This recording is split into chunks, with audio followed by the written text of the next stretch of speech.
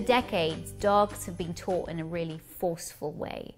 And fortunately, modern behavioral science is proving that that is just the wrong way to treat these incredible animals. But how do you discipline a dog? Surely you have to be able to tell a dog no sometimes in order to be able to direct that dog onto good behavior. I like to use discipline to guide a dog rather than instill fear. Here's my take on it. Discipline should be used to guide a dog into making the right choices. The kind of punishment that you should never use with your dogs are things like kicking your dog, poking, shouting, hitting, or restraining your dog on its back or its side in order to establish who's the boss. These techniques have been used for so many years, and unfortunately they break trust between dog and owner, as well as causing a dog to shut down, as well as being dangerous, because a lot of dogs react negatively to being punished in this way. The kind of discipline that I use are vocal interrupters to interrupt behavior, to redirect the dog from negative behavior onto positive behavior, timeouts where I remove the dog for a period of time in order to get the dog to calm down and then reintroduce the dog into a situation, or simply ignoring negative behavior.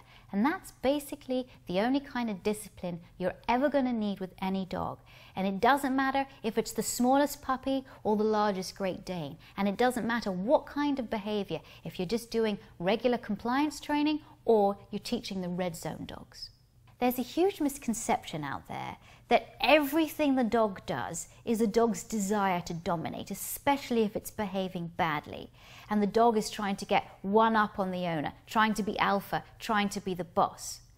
The trouble is that dogs are not out to achieve world domination. Dogs are just trying to cope in the domestic environments they live in. And it's up to you as the owner to teach them how to cope. You might have seen one form of discipline that's really, really destructive, and people think it works because that's what they're told, and it's known as the alpha role. The alpha role is when a dog is misbehaved and you lie a dog on its side and you strain it on its side or in its back until it submits to you, until it calms down. Even though it looks like the dog has calmed down, actually what's happening is that the dog is shutting down. And shut down is an instinctive survival tool that the dog uses to get the threat to move away. So for example, your dog has done something that you don't like. You've been taught to restrain that dog by putting the dog on its side and standing over it and restraining it until it calms down.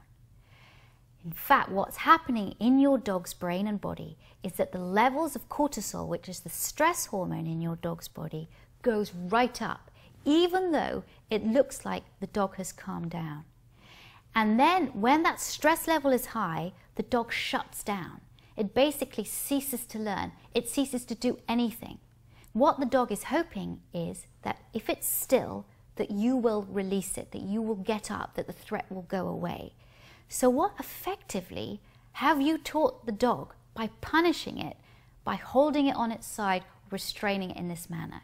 You've shown that you are the violent one, you've shown that you're the bully, and you've also created more stress in your dog that might have been insecure in the first place.